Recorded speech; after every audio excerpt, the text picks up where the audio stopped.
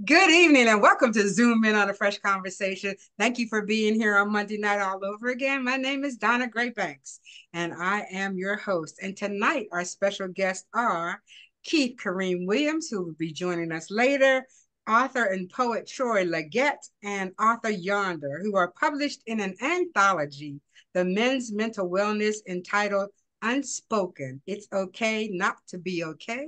Welcome to Zoom In on a Fresh Conversation, gentlemen. It's my pleasure to interview you this evening. Thank you. Thank Thank you. you for having me. Zoom In on a Fresh Conversation is brought to you by Eyeless Diamonds LLC, Lee's Press, a Dante production whose jazz series continues at Cinematique on August 11th with Adam Kornecki, who is fabulous, and the Fresh Book Festival, which will be held in the beautiful city of Daytona Beach, February 20th through the 22nd. If you have any questions for the gentlemen, please leave them in the chat room. And this conversation is being recorded. Before we get started, I want to introduce Miss Pamela Coleman. Come online. She is the publisher of this particular book. Pam, are you there? Thank you for taking on this. It was quite a job with 26 men. 26 I appreciate men. that. 26 men. And so we'll have you back to talk by yourself about your project and how you put it all together. Thank you very much. Okay. And Mr. Thank Stan you. Harrison, you don't have to come on unless you want to, but he's another author in the anthology, Unspoken. It's okay to be okay. And we will be interviewing Stan in the first week of July. So thank you all for being here. Good evening, gentlemen. So please take a moment to introduce yourself, and Troy will take you first. Yeah, how you doing? I'm Troy Legette, poet, author, and writer, actor, and barber. And it's a pleasure to be here with you, Miss Donna, and the whole F.R.E.S.H team. And thank you. Give us a little background, like where you're from. Okay.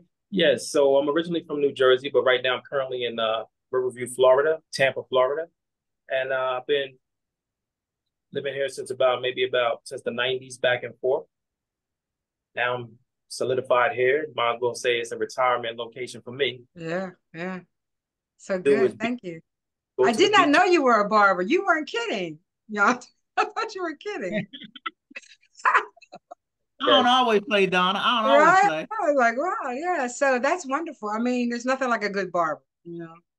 Men will travel yonder, here and yonder to get a good barber. And so, Yonder, tell us all about yourself. Okay, my name is Yonder. I write. I write a few genres. I write erotica. I write murder mystery. I do poetry and I do devotional books also. I'm originally from Washington D.C. I currently live in Tampa, and Troy is my barber. Did not know that. That's really funny. And so, tell us about the you do inspirational books? I had no idea. So Yeah, I what? have two Amazon bestsellers. I'm part of two other anthologies called Joy in the Morning and Joy 365. Joy 365 just hit Oh, Amazon that's an bestseller. anthology, right? Yes, it is. Yes. Mm-hmm. It has 365 authors in there. And we all talk about Joy 365. Basically, the young lady who I work with on that, everything hers is about grief and joy together. So I wrote a poem in Joy by itself, and that was Amazon bestseller.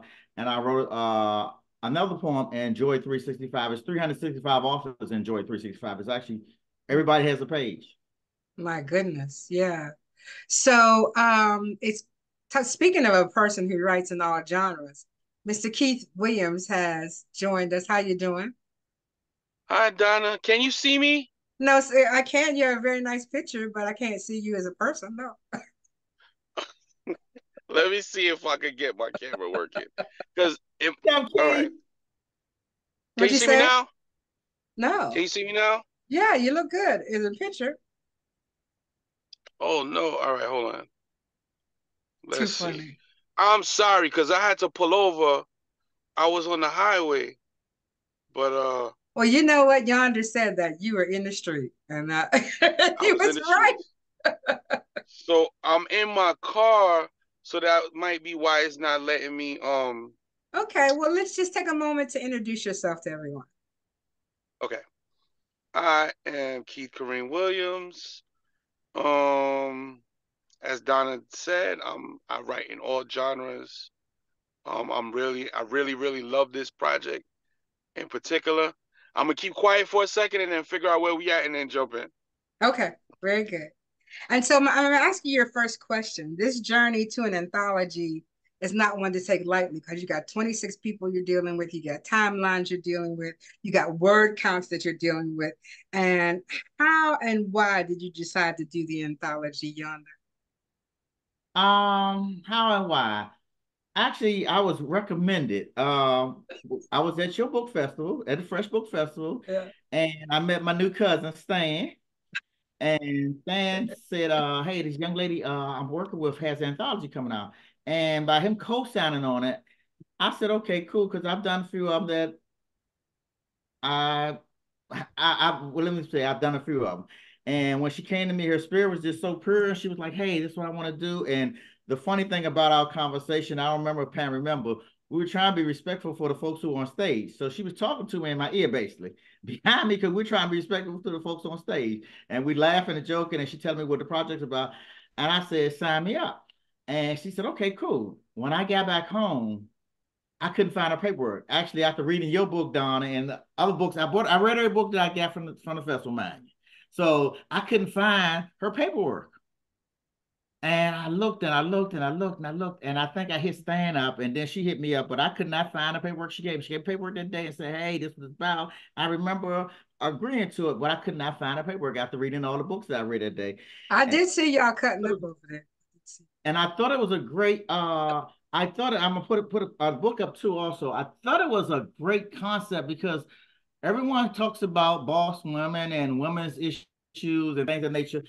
Very rarely does anyone touch on the male subject and wondering why some of the issues you guys go through because we got issues ourselves. So I Right. thought a great concept because we're in society we treat the women and let the men just fall what they fall at, and then you get a messed up man and you wonder why he messed up because you supposed to have all the issues. He got some too. Yeah, yeah. I mean, I think that's critical that you understand that that men are molested at very young ages. Men Yes. are criticized at very young ages, you know. Men are meant to be husbands, little boys meant to be husbands in a family with no father. It's really, yeah, it can really be devastating. And so, Troy, I'll ask you the same question. How and why did you decide to be a part of this anthology? Awesome. Thank you for asking. I gotta say, with the topic is an important issue growing in America, not just present, but in the past as well.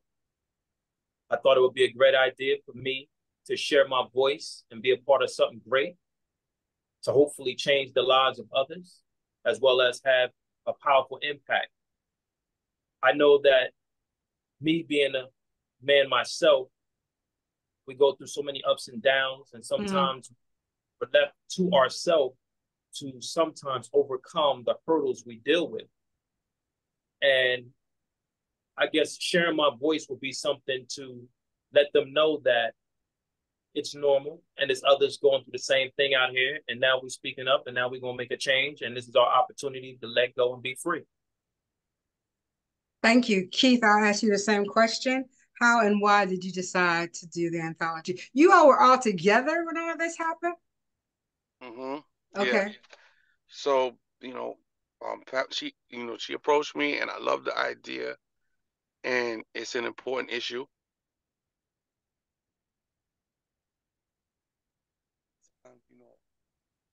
We aren't taught or even allowed to show emotion or to admit that we're going through something, right? Mm. And it's sad because I've even had that conversation with my son. Like, listen, for us, the world is different, right? There's no mercy, Mm. there's no, you know what I mean? So, and I said to Be him, a it man. sucks, What is that? it sucks, but sometimes you gotta find a, too often we go through things and we just are taught to just suck it up. And a lot of times we snap and it becomes something toxic, it becomes something negative. And I didn't want to even take on, like in my story, something extreme. I wanted to do something subtle, that's common, that everybody can relate to. And we're going through these things and we don't even realize that little by little is like life is chipping away at us. And we don't have anybody to really talk to or express it to because we're not allowed to. And that's a lot. Like I'm almost 50, right? And I'm like, have I ever really sat down and said to somebody, yo, I'm having a rough go at it? Or I just kind of deal with it in my own way and thug it out, you know? Thug it out. That ain't no way to do it. You really should talk to people, right? Yeah, I understand. Yeah. Yonder, you were gonna say something?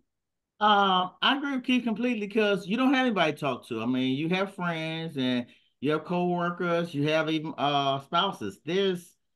There hasn't been a place that you can actually, even you talk to a counselor, and most times counselors don't look like you or don't have your story.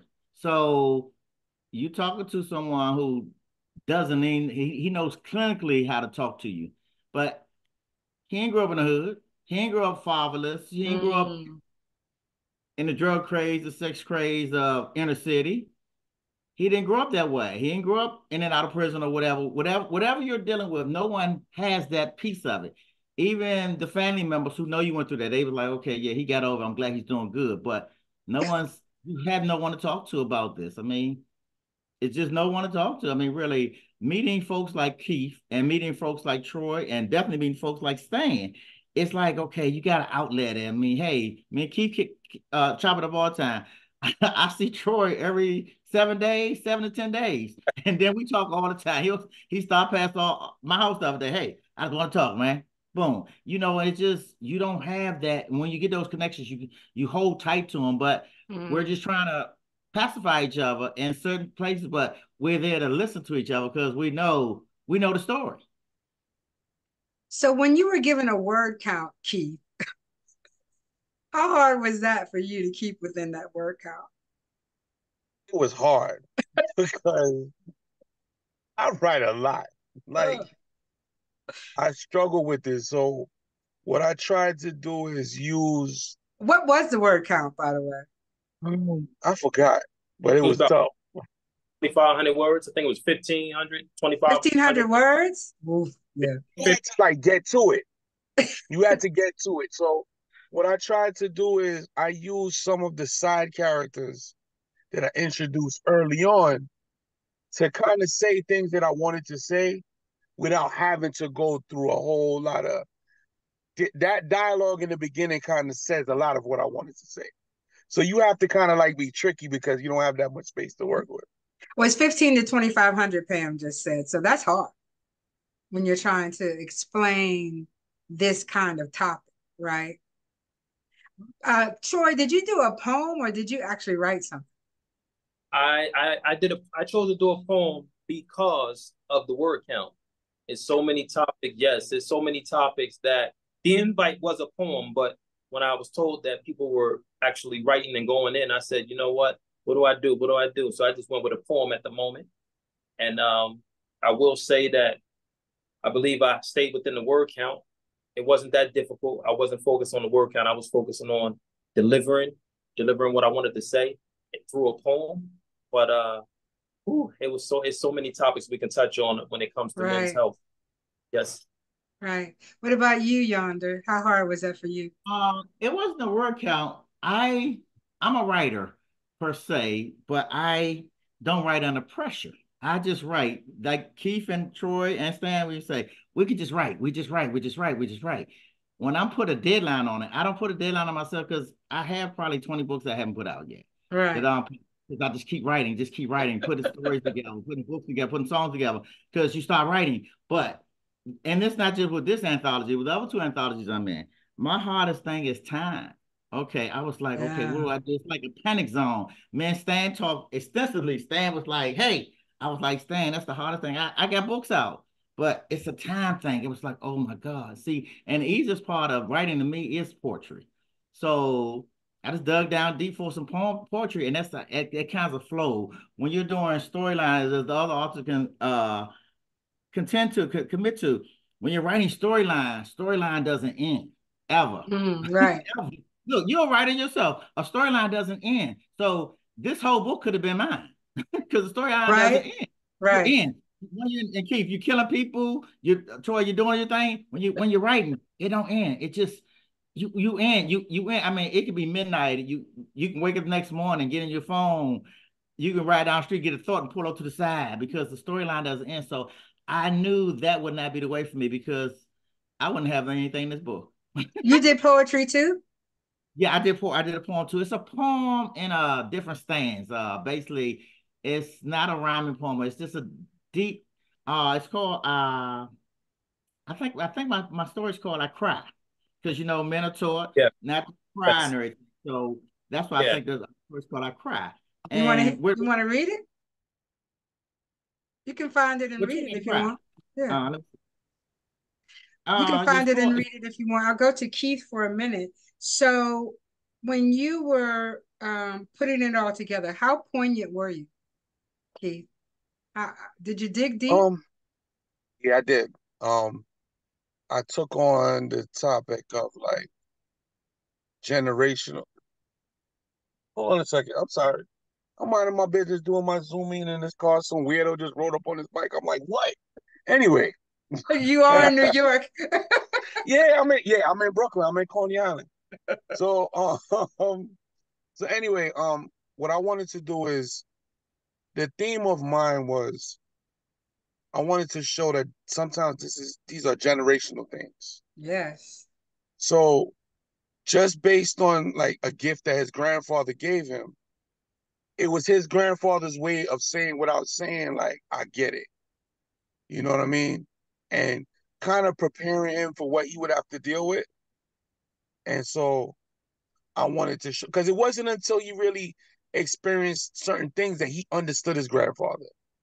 And even though sometimes we're hard on our dads or even our parents, period, we don't understand certain things until we go through it. When we start dealing with these adult issues, now we start understanding the pressure. We start understanding the depression. And even though you could always judge your parents, they were facing similar or sometimes worse things, and people react to things differently. So at times as you grow and you experience your own things, you start to give that generation before you grace Yeah. because you start to understand certain things. You know what I Yeah. mean? Grace is Sometimes your sufficient. mom It and really dad split. is. You don't understand why they split until you find yourself sitting in that same room. Right. Right. So, Right. Yeah. yeah. So, Troy, how poignant were you? Did you dig deep? I'm gonna say yes. In the beginning I was at a blank canvas, and then I sat there and just let it just go. I just let it just go, and wherever it take me, that's where I'll be, and then I'll just revise later. That's how I came up with the title Distinguished Gentleman. That was the title of your. Yeah, Distinguished Gentleman, from a motivating factor, creating awareness, point of view, and speaking a opinion from my point of how I see it. Mm. Yes. Did you find it, Yonder? Yes, I did. Well, I have to say something for Brother Troy. Brother Okay. Troy had a disadvantage of this. Everybody got this information at the same time. When I got home, I contacted Pam and said, "Hey, I got somebody who wanted to put something in the book." And I asked him, and he was like, "Okay," but he didn't have all the time we had, so he was on an even shorter lease. So Really? I said, "You want to do?" He said, "I'm gonna work on it, man." I said, "Hey, I think this would be brilliant for your career with what we're doing with Anthology and everything."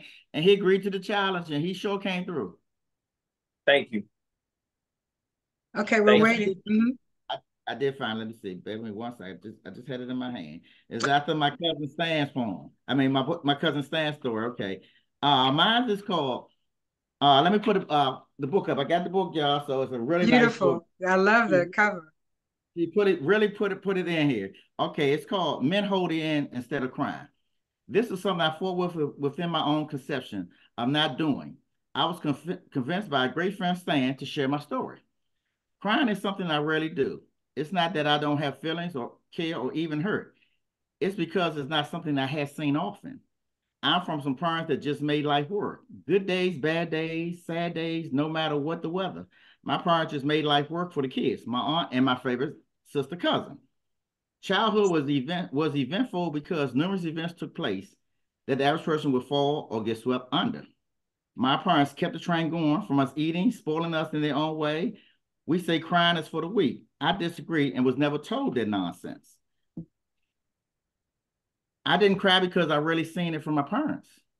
Death, tragedies, health, sickness, and even graduation should be times most weep. My story is different. My mother only cried if she couldn't do something she had promised us. I only remember her crying one time. My father never cried, so that's who we became, good, bad, or indifferent. So as I went through life as an adult, I shed a few tears, but definitely cried when my mother and sister received their wings. As I grow into a 50-something man, I'm trying to express my feelings more openly and better. Fellas, it's okay to cry. You know, it is hard to reteach somebody how to be a sensitive person when you've had your whole life not being able to do that. So I know your story, your backstory, Keith. I know your backstory, Yonder. So with your sons, do you think that you did a better job of communicating? I think I have. He cries, so it has to be something of the urgent nature, but he cries and of course funerals and stuff like that. And the funny thing about the crying is, for instance, with my younger sister passed away recently and we're all at the funeral, I'm too busy crying that I don't see him crying. So I got to get up out of the chair and go over there and console him. And my daughter crying and my wife crying and just crying. And when I got married for the second time, after my first wife passed away, I was good that whole day. I mean, that whole weekend, we were down Miami having a good time. Um, I even helped set the chairs up out on the beach and everything. When she walked down that aisle, I lost it. I was done. Done, done, done, done. So every emotion I ever had from childhood, scraping myself on the bike to whatever, every tear that I needed came out that day.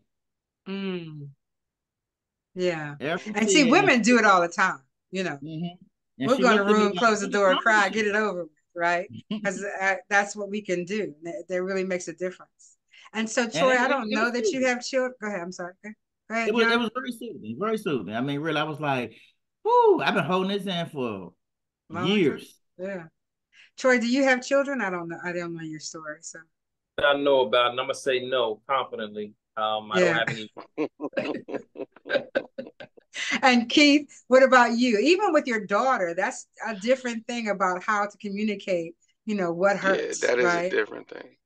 Um, I think, or I'd like to think, I did a better job than my parents or even my grandparents, simply because they did what they know to do, what they knew to do, right?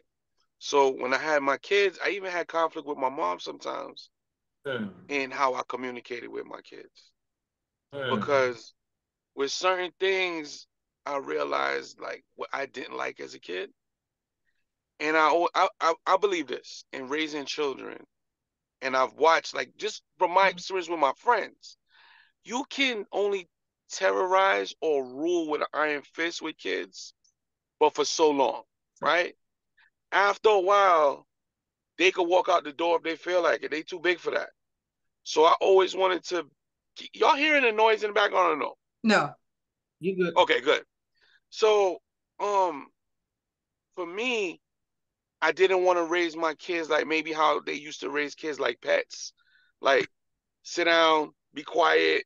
It's almost like training them. But because I would tell my mom, look, I never lost sight of this.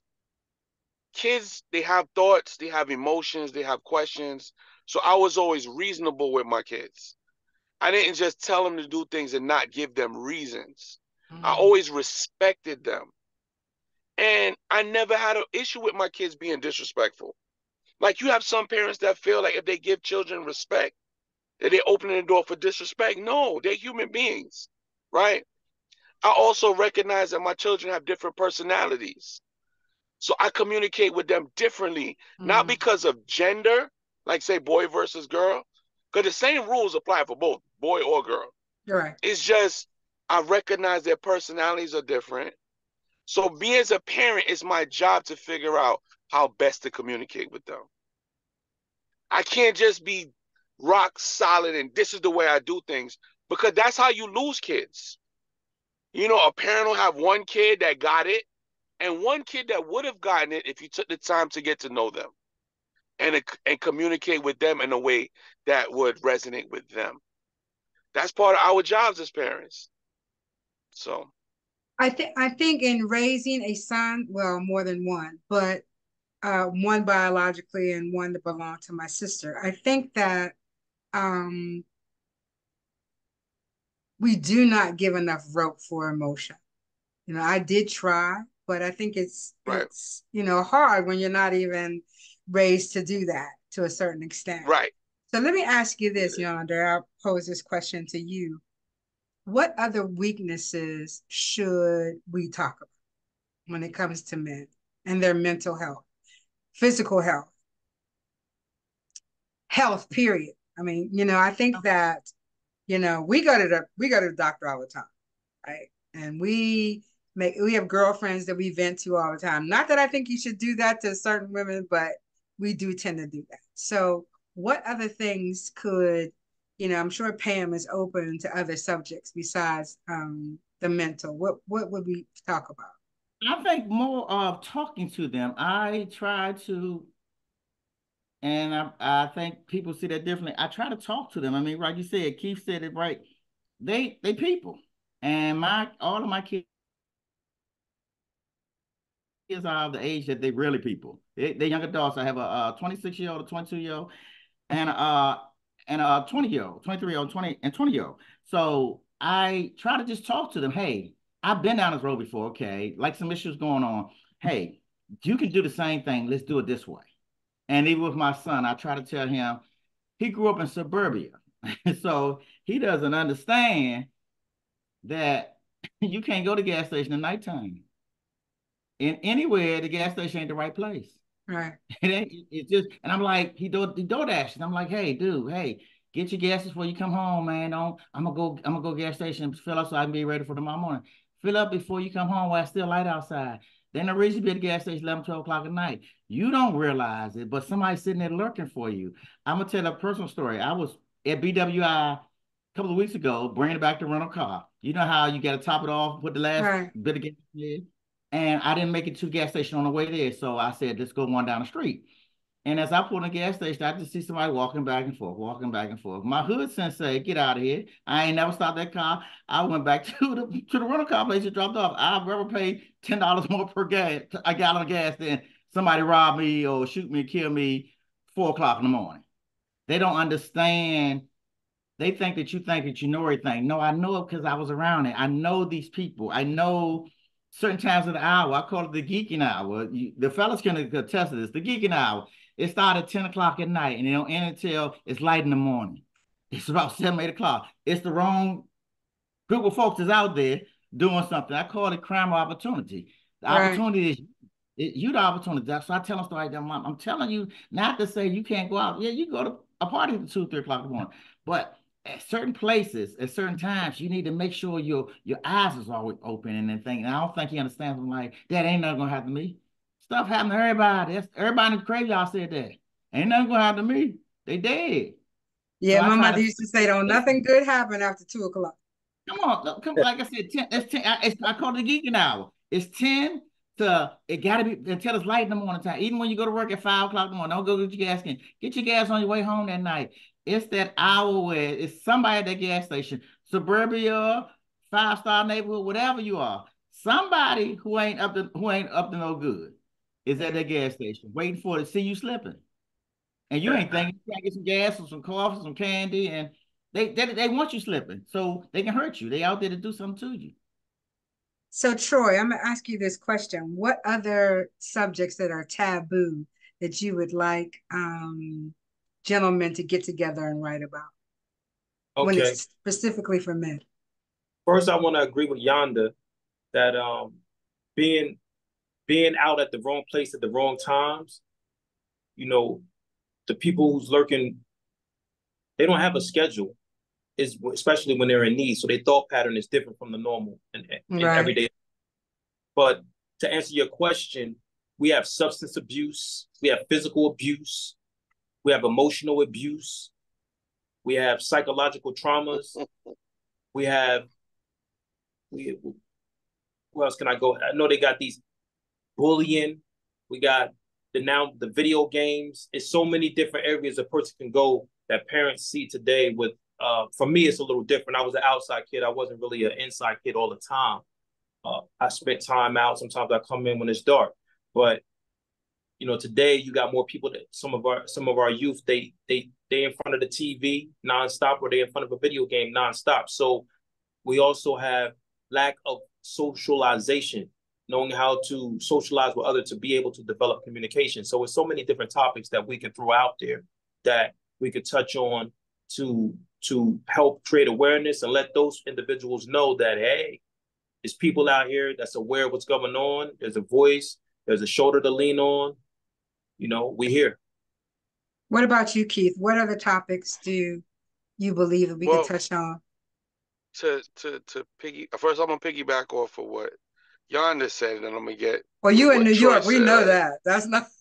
So what Yonder said is I had to teach my son growing up, and my daughter, I told my daughter very raw lessons, not the fairy tale stuff, the realities of how to protect herself as a woman, because I recognize that women often aren't safe.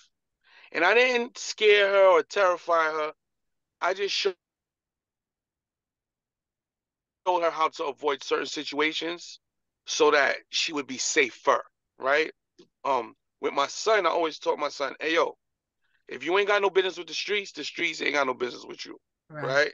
Go about your business, do what you do, be careful of the friends you keep, right? So that's to piggyback off of what Yonder was talking about with the the scary hours, right? Right. When we say they outside on Demon Town, that's what we be saying here, right? So yeah, I Come warned them on. about that. Um, in terms of now to like in reference to what Troy was speaking of, I agree, and I also in terms of just even like relationships, right?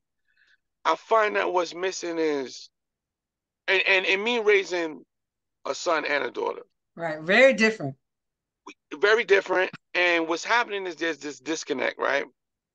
We're we're raising daughters with one set of rules, morals, principles, and we're raising young men with a different set. And we unleash them on each other and don't understand why they don't get along. Right? I I I really believe that as an older man now, which I hate to admit, but these grays in my beard don't lie, right? I'm older. I don't know nothing about that, but go ahead. Right?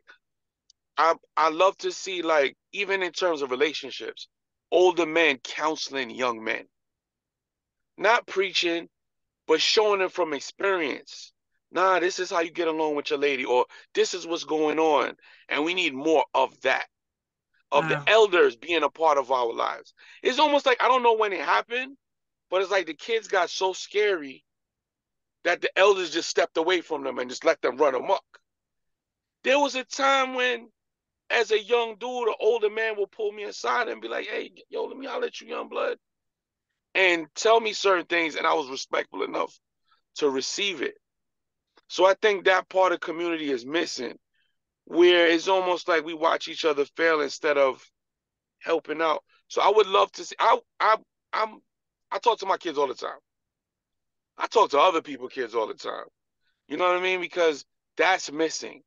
Where instead of celebrating certain behaviors that we know. All right, I'm going to wrap it up like this. I talked to both of my kids, right? Yeah. And I said to them, hey, you know what society is going to tell you? Oh, you in your 20s. Don't worry about it.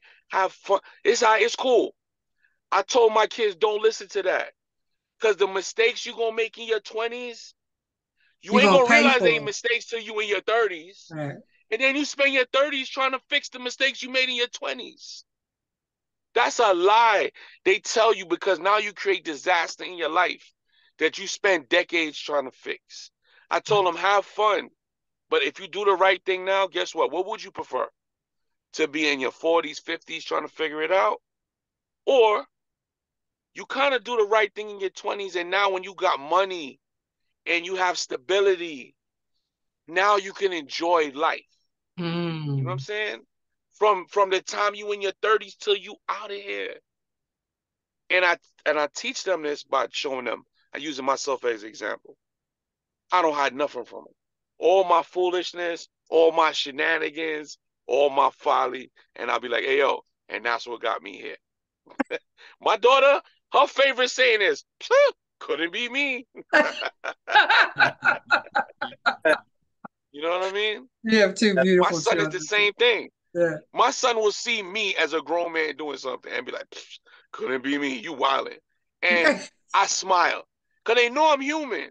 So I'm Right. going to mess up. I'm going to do, you know what I mean? But I'm glad that they know enough to see my mistakes and don't. You don't want that for yourself. And so Stan usually does a workshop at the festival called Hurt People, Hurt People. So do you believe that, I mean, we can talk about men who are now in prison, just briefly, P. Diddy and all his shenanigans, and R. Kelly and Bill Cosby, for the things that they supposedly, allegedly did. Do you think that, I think for most men hurt people when they hurt, right? Or have gotten hurt. Do you believe that, Yonder? I do, and it's usually from a broken heart. Oh, It's it's usually usually a from broken. woman. It's usually a woman. It's usually a It's woman. usually from broken Yeah. heart. And most, I mean, the fellas can agree. Somebody broke our heart, we became a heartbreaker. Somebody broke our heart. The little girl you was gonna marry when you was 16, 17, that Yeah. she gave and you want to There ain't no marry. fun when the rabbit got the gun, right? Turn it You want to around, marry right? her. You want to marry her. You want to have children with her. Next thing you know, she done had a baby by somebody else. Y'all know how it look. You want, and that's that one. And then you be like, oh, ain't nobody gonna do it to me. You don't like that feeling, so you create that feeling to other people. I mean, really, hurt people hurt people. I truly agree. And then you finally let it go, and then you finally find somebody you think is worthy, and then you get hurt again. And you're like, oh, this some bullshit. And that's where the player mentality comes from. Most Yeah. players been hurt, they ain't just pop out, hey, I'm the player, you know. It becomes, I ain't gonna never settle down with one because ain't none of y'all gonna hurt me. Yeah, I do believe that hurt people. And I believe that the P. Diddy's of the world, R. Kelly's of the world, and Bill Cosby's of the world were hurt at a young age, right?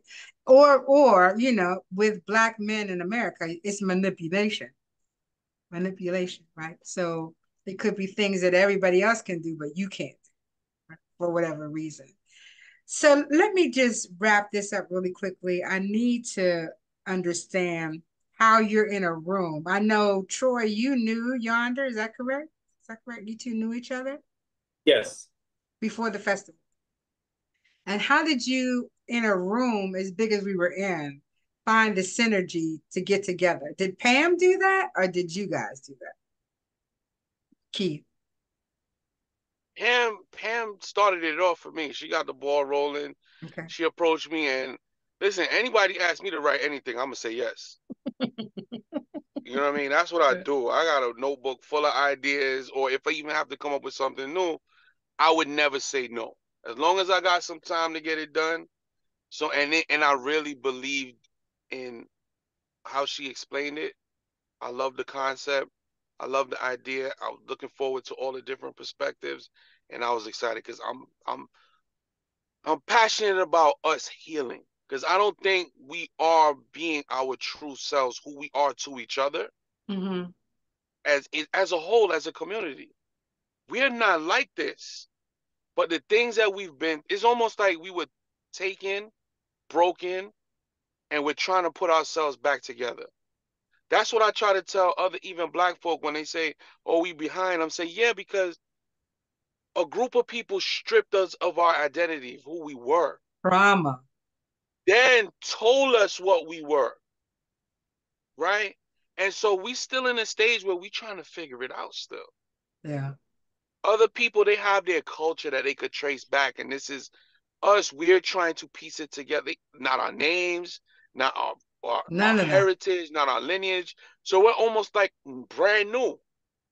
And on top of that, they still sometimes keep their foot on our necks or try to, and they won't even leave us alone in peace. So Wait, it's a fight to, yeah, it's like, why am I the obsession? Like, why am I always the topic? Like, well, why because, so it goes further than that. And that's a whole nother topic on another That's day. a whole nother topic. It's all about the melanin. You do understand that. Yes. Right here, yes. right? I mean, you do understand that they just want a piece of it or destroy it, one of the two. Right? Yes. So, I mean, yeah, we'll have to, that's a good topic. Maybe we'll do that. I forgot what the question was. Sorry. Oh, how did the synergy happen?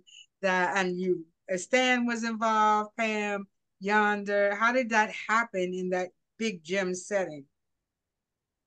From that big gym setting, like I said, me and Stan became cousins that day, and Stan sent Pam to me, and me and Keith had been talking. I've been on Keith. Was it 10 years, Keith? We've been on each other and never met each other. Long time.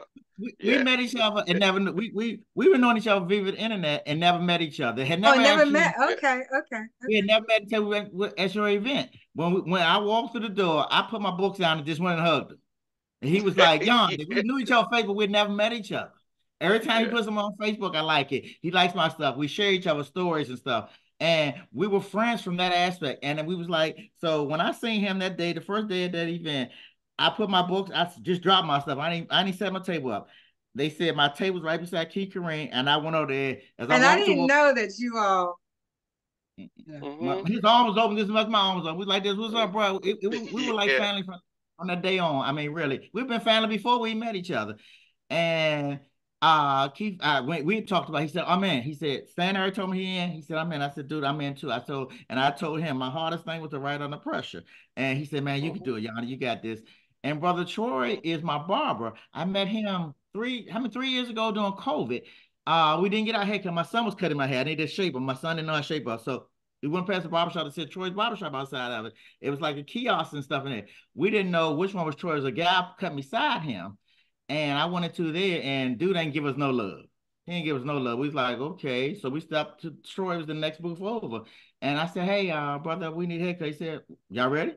They said, yeah. And then we started first conversation. He said, I don't know how we got on it, but our first conversation was he told me he was a writer. I lost it. My son was like, "Oh, no, one of writing jokers, huh?" Here we go. Because they know once I told them to write it's over with. Troy said, "I'm a writer." I said, "No, and it was over. From that day on, we became hooked up to the side. Every time we talk about books, from doing book stuff together to me doing it, coming to this book signing, him helping me out with things, or just giving each other knowledge of from ISBN numbers to Amazon to hey, good editor, or hey, we could do this event together, or hey, Troy sent me to an event the other day that was at the library downtown Tampa. And he's always plugging into me. So I have somebody to plug back into because being from DC is like, this is my home now, but I didn't have my. You're an outsider still. I didn't have a crew here. My crew is writing people. You know, you meet a whole lot of people, but y'all know us writers are crazy. So I got to talk to somebody crazy like me. You know, people don't. Y'all know you're a writer, Donna. You know, we think differently, and we don't talk to everybody because when we think about books and they think about other stuff that ain't got nothing to do with us. That's really funny. When I saw all of you together, and Troy, I'll get back to you. And I saw the synergy. I didn't even know who Troy was. I was like, what is he doing here? Okay, well, I don't care, because it was all working so well together. When Troy, when you walked into the room, how did you feel? I mean, go ahead. I was excited.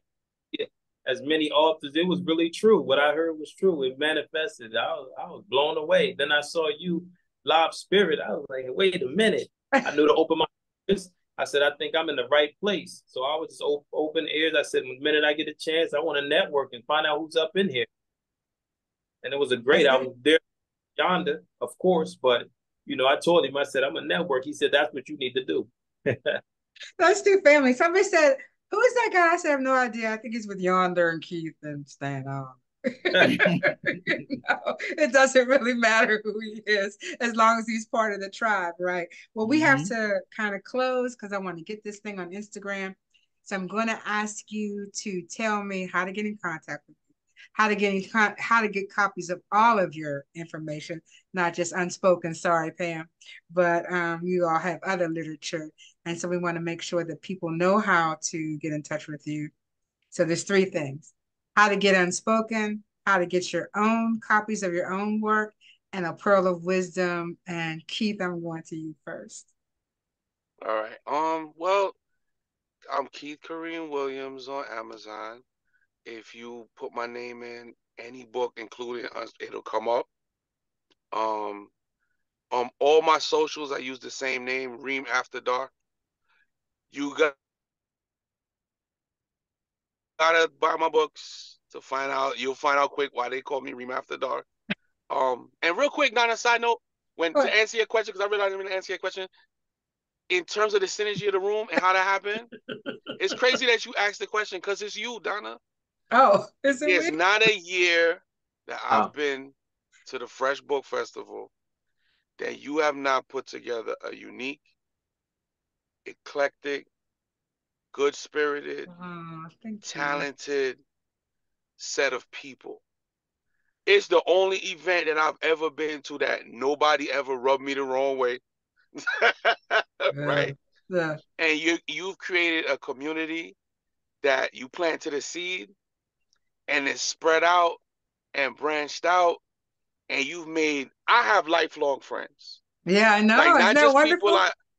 Not just people I network with, friends. Like Yonder, you the homie, fam. You know that. Right?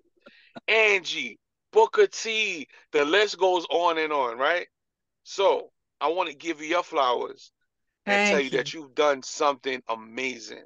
Thank you. Amazing. Thank you. And I appreciate you. Mwah. Yeah. And so I'll drop a little pearl on you. I had a conversation with Booker T, and he may be visiting us in 2025. So that's going to be one. All right. Yeah. Working on that. Working on that contract. Okay, Troy, how about you? How to get in touch with you? How to get your books? And what's your pearl of wisdom, Keith? You want me to come back? Just yeah. Come back. Okay, Troy. I'll go to you, Troy. All right, awesome. So first, before I do anything, I want to give a big thanks out to Miss Pamela Coleman for allowing me to be a part of this. Yes. And I can be contacted, email troyrlegette@gmail.com, TroyRlegette@gmail.com, Instagram, Troy R. Legette, Facebook, Troy R. Legette, YouTube, Troy R. Legette. You can find Unspoken on Amazon by Miss Pamela Coleman. You can find my first poetry collection, Social Climax, on Amazon. My second poetry collection, The Objective Scholar, Poetic Wordplay, on Amazon. And my pearl of wisdom, it's always a hard one, but my pearl of wisdom would be, now get involved in a positive cause when the opportunity presents itself. So I like what Brother Keith said, that he's a writer, and when somebody asks him to write, he can never tell him no. So I have to piggyback off that statement to say that's one bullet point as how I was able to get involved with this wonderful project. I didn't say no, even though, like Yonder said, the time was closing in. I still pushed forward and said, let's do it.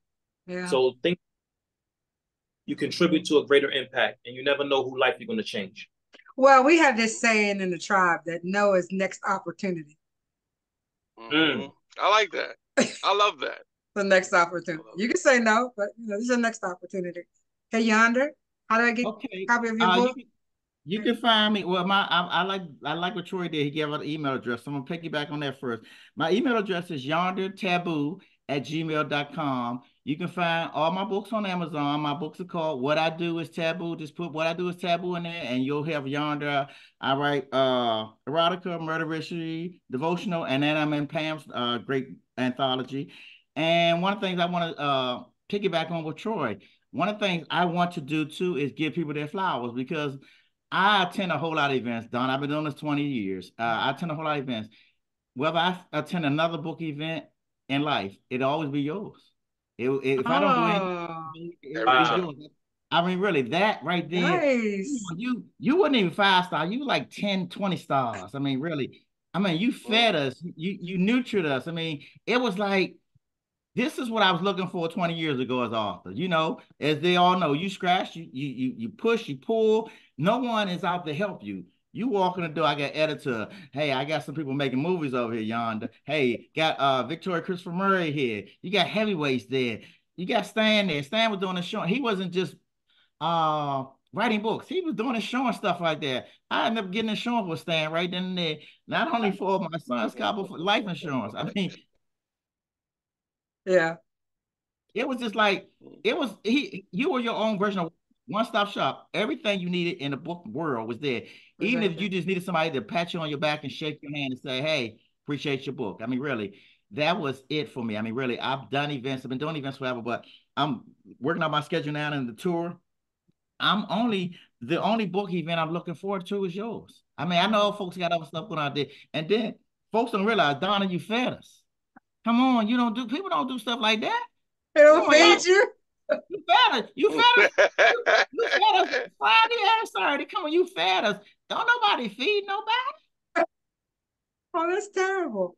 I mean, Man, how I would tell you, you sit I would somewhere tell for you, 10 hours and not get fed? don't nobody feed nobody. You Oh. made sure we had water. And then when you're doing your seminar, you had somebody to sit at your table and sell out books for us. Who does that? I mean, it's a whole different. And then the love, and then like I said, Keith, I remember she was looking for you one day. She said, "Anybody heard from Keith?" I mean, hey, you check on us. Oh yeah, I was like, TikTok, where is he? He should be here right now. Is something You check wrong? on us. You check on us. You don't hear from him in a minute. You say, "Hey, John, everything good?" You text us and check on us. I mean, no one does this in this industry. And like I said, it's like, can I tell you? And no disrespect, it's like going to grandma's house and she just making sure everything is fine. I don't mind being an auntie and a grandma. I'm old enough to do that. So yeah, but you I'll make take sure that. everything, and you make sure everything is fine at all times. You don't get this. I've been doing events for 20 years and be like, I ain't never going over there. I ain't never going over there. I ain't never doing this one. This one, I don't care if I don't do no book event this year besides some little small book signings. The book event, I'll be in February. I'll be at the F.R.E.S.H Festival in February for the next February. Thank you so much. Well, it's number 14, and 14 is the number And of I'm inviting folks, transformation. and like I said, it ain't about Okay. 14 is the number of transformation. So that's what we're looking for, to transform the writing experience for people who are melanated and indie writing authors. That's what we want. So Keith, I'm Donna, looking for your let me one more thing, Donna. My pearl of wisdom. Wait. I got so many people from this. I met so many great people from one event. I mean, from Keith to Stan to other writers, and I've been on more radio shows, more paper. We've had more press from your event than you get from anything we've done. Oh, that's what it's about, right, Keith? Yeah. I mean, I think Keith's been there almost since the beginning. So listen, I look forward to it. My bags be packed. It come around right on time. Yeah. The times when it was in January, you made my birthday awesome. Thank you. Welcome. You always look out for me. Down to the people, the hotel staff, they remember me. The photographers remember me. Yeah. It's family when you show up. Yeah, it really is. And two pearls of wisdom. I want us as a people to become more like a tribe. Yes. And to help each other, to lift each other up, to wish each other well. That's my first. My second pearl of wisdom is, don't pull over on sketchy blocks in Brooklyn and do Zoom calls. I feel like I'm in a fish tank with all these dolphins. Like, get out of here. Hey, Donna, Troy even calls another time. Troy Richardson calls another time. We seen Troy Friday night at the event Friday. He was like, Yonder. We sat there and talked, introduced to my wife, and Troy was like, hey, whatever you want to work on together, we can work on it. Troy emailed me constantly, puts me in his literature and everything. Troy was like, hey, man, we're gonna stay together, man. I seen him Friday night. So we're going to invite some new people in our tribe. Gary Moore is on tonight. He's going to be part of the Fresh Book Tribe. And so, listen, I appreciate all, because Fresh would not be Fresh without you. And so, and Keith, we don't even talk about how I feel about you. So it is called Unspoken, and it's okay not to be okay. It is a conglomerate of short stories and poetry, and it gets to the heart of mental wellness for men. Please get yourself a copy. It is on Amazon.com. Yonder, thank you. Troy, thank you. Keith, thank you. Thank you to the tribe that's here this evening. Thank you so much. And when the lights go out and the cell phone towers go down, all you have left is a flashlight and a good book. Thank you very much, and good night. Thank you all, everybody. Good night. Good night. Good night, everybody. Good night. Good night. Have a good one.